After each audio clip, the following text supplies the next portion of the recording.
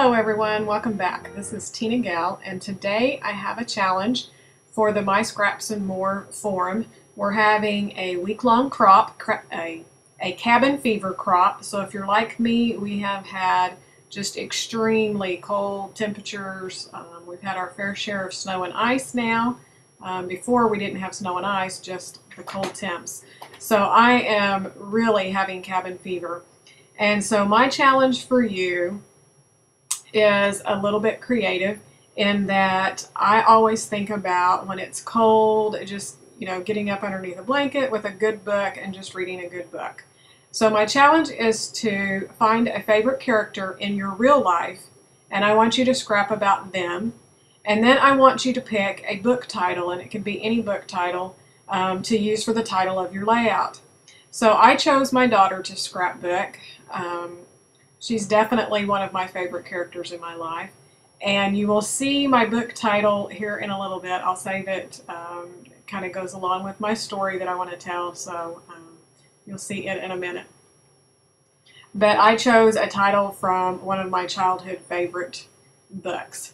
And I want to apologize now. I know I had a video back a little while ago that was really pixelated and it kind of froze up and stuff. And I thought that it was one of my lights and I had it fixed. The last couple videos have been good. And then this one I'm noticing it's kind of doing the same thing.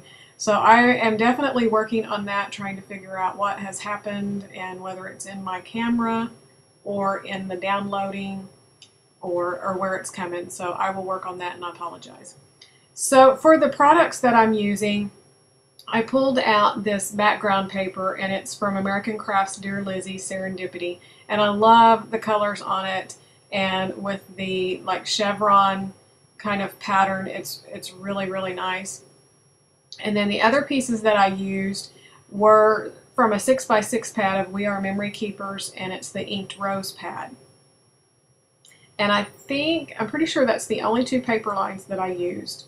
But I took this one pattern paper, had all these frames printed out on it, and I thought it would be really cool to fussy cut around them and put out around the layout to create a background, and kind of just the pictures, telling the pictures or telling the stories through pictures of my daughter and stuff, and this particular little hang-up she has about ducks. And so I just, like I said, I just fussy cut around them, and I kind of had them laid out beforehand. So you'll see I had my phone there where I'd taken a picture of where I'd kind of decided that I wanted them. So the 6x6 pad, I used those, the full 6x6. I didn't cut those down other than to trim out to save paper.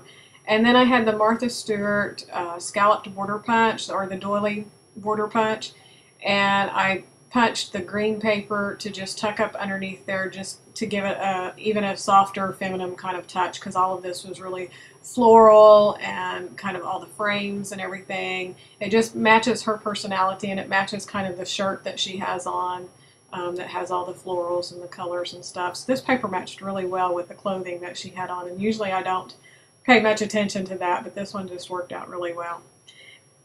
And then I have this little tag that I put in behind the photo, and that was from, I believe, the Maggie Holmes open book collection. I hope I'm not wrong. I'm pretty sure that it was. It was from a little ephemera pack that I had from a kit. And so I just tucked that up behind there because it has stamped on there a true story, and I'm going to use that just to put the date in. So I have this one single photo of my daughter, and she's giving me this look of disbelief and everything. She has a huge fear of ducks, and they seem to not realize this, and they like to torment her. And so anytime we're around ducks, they're always like following her around or coming towards her, and she just freaks out. And it comes from when she was a child. She was at a job site with my husband, and there were some Canadian geese that were off in a field, and when she got out of the truck, they just ran towards her. And my husband was just standing there in disbelief. He still does not know why they came after her, because they were not like near her or anything. It was just she got out of the vehicle and they come running towards her. and it freaked her out. And unfortunately, he was too busy laughing to help her, and so it has scarred her for life. They did not they didn't hurt her. They didn't, get to her or anything. But she has just always had this fear of ducks, and they seem to like to come near her. So these pictures were taken in Disney, and there's a lot of ducks at Disney. And so we were admiring the flowers at the Flower and Garden Festival. And I look over, and she has just got this terrified look on her face. And I've started to get scared, and then I look over and I see these ducks. And so I'm taking pictures of the ducks, and I'm just laughing. And it's like, oh, they're not going to hurt you. And I turn around and look at her, and she gives me this look. And I was able to capture it, and I'm so glad I did, because it's just priceless. So I wanted to capture this and just tell this story. I'm not sure she's ever going to get over her fear of ducks. I feel sorry for her kids, because they're never going to go to the park to feed the ducks. But so my title is from one of my favorite childhood books, Make Way for Ducklings. And so I used that title, but in the journaling it starts out, or not. And then it just tells the story, kind of what I just told you of her fear of these ducks. And so I used my silhouette to cut the title, and this is the, oh, I didn't write down the name. It's Something Dreamin'. Let me look here. I had it written down on something else too. It's Dreamy or Dreamin'. There's two words in the title, but it's just a font that I downloaded from the Silhouette store, and it's really nice to make titles. It is fairly thin, so I'm going to have to learn how to thicken it up and stuff, but it was recommended from a friend of mine, an online friend, and I loved it. She's used it on several layouts, and I just really, really liked it, so I decided to just pick that up.